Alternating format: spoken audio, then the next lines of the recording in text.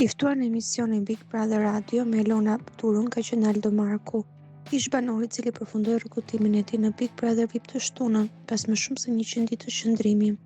Regjizori ka rrëfyer më shumë rreth eksperiencës së tij gjatë këtij rrugtimi dhe jo vetëm.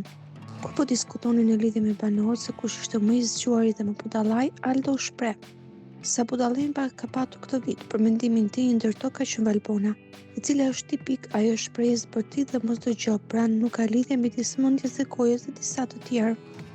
Ndërsa i zgjuar Baçka se unë nuk e vlerësoj shumë lojën e Lajertit, ose më saktë nuk e vlerësoj as pak, sepse nuk ka bërë gjë, ai ka qenë aktiv vetëm prej Valbonës dhe kur të tjerët i kanë rënë në qafë po prej Valbonës.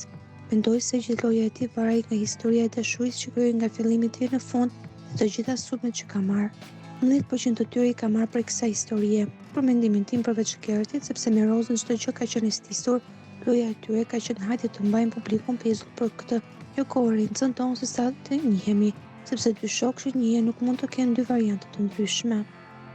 Aldo shtoi gjithashtu se përveç lojës, Lajerti është më inteligjenti aty, më me bagazh dhe më dinaku.